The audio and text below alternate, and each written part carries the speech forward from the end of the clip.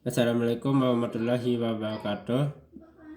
Segala puji syukur kita panjatkan kepada Allah Subhanahu wa Ta'ala yang telah memberikan kita berbagai macam nikmat, dan salawat serta salam kita panjatkan kepada junjungan alam Nabi besar Muhammad Shallallahu Alaihi Wasallam. Saya Agung Pratama dari kelas D Tarik Tasrik akan menyampaikan sebuah presentasi mata kuliah Tarik Tasrik dengan judul Tarik Tasrik di masa Nabi Muhammad Shallallahu Alaihi Wasallam. Pada masa ini terjadi selama 22 tahun, 2 bulan dan 20 hari kurang lebihnya. Dan masa Tarik Tasrik itu terjadi semenjak Nabi dibangkitkan pada tahun 610 Masehi hingga wafatnya beliau yaitu pada tahun 632 Masehi. Tarik Tasrik pada masa Rasulullah yaitu terjadi pada awal sebelum masuknya Islam di bangsa Arab, yaitu ketika bangsa Arab terkenal dengan sebutan masyarakat jahiliyah, yaitu masyarakat yang mengalami penyimpangan akidah, moralitas hukum maupun agama. Masyarakat yang tidak memiliki aturan, tidak ada agama yang mengikat mereka, serta tidak ada undang-undang yang mereka patuhi. Akibat dari semua itu, jiwa mereka dipenuhi dengan akidah yang batil dan perilaku yang menyimpang. Tentunya melihat hal ini, maka Allah mengutus Nabi Muhammad SAW sebagai wasilah pertama untuk menegakkan syariat Islam. Pada periode Rasulullah SAW, bangsa Arab sebelum Islam dikenal sebagai bangsa yang sudah memiliki kemajuan ekonomi dan letak geografis Arab yang strategis membuat Islam mudah tersebar ke berbagai upaya yang dilakukan umat Islam. Beberapa bentuk karakteristik masyarakat ini sebagai berikut, yaitu pada masa itu menganut paham kesukuan yang disebut dengan kabilah, memiliki tata sosial yang tertutup dengan partisipasi warga yang terbatas, faktor keturunan lebih penting daripada kemampuan. Yang ketiga, mengenal hierarki sosial yang kuat. Yang keempat, yaitu kedudukan perempuan cenderung lebih direndahkan. Sumber Tarik Tasrik pada masa Nabi Muhammad yaitu Al-Quran dan Al-Hadis, dan serta juga ijtihad Nabi. Al-Hadis atau disebut dengan sunnah. Pada Tarik Tasrik di periode Mekah, yaitu di masa ini berorientasi pada penyebaran dakwah ketauhidan, karena dakwah ketauhidan merupakan fundament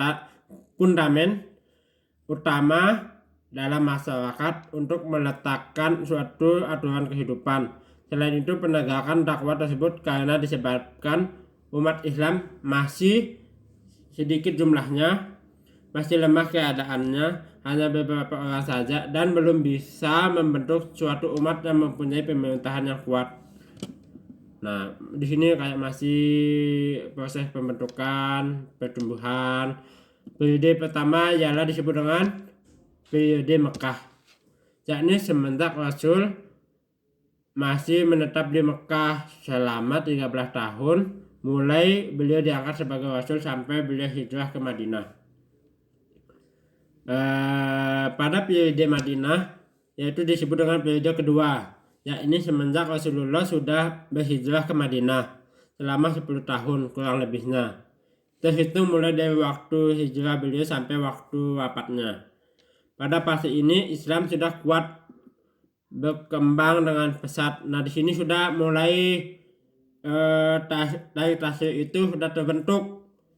Jumlah umat Islam pun sudah bertambah banyak, sudah terbentuknya suatu umat-umat yang sudah mempunyai suatu pemerintahan yang gemilang dan sudah berjalan dengan lancar media-media dakwah.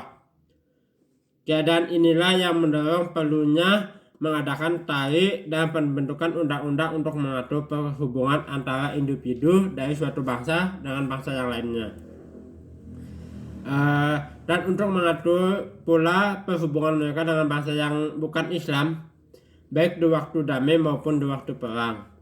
Oleh karena itu, pada periode ini Islam telah terbina menjadi umat dan menjadi suatu pemerintahan. Terbentuknya media-media dakwah telah berjalan lancar.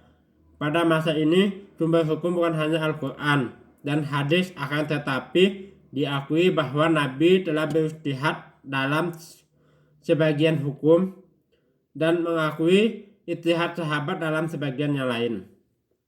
Di antara ketika perang Taduk, Nabi mengizinkan orang yang berhalangan berjihad dari kalangan orang-orang munafik untuk tidak ikut perang.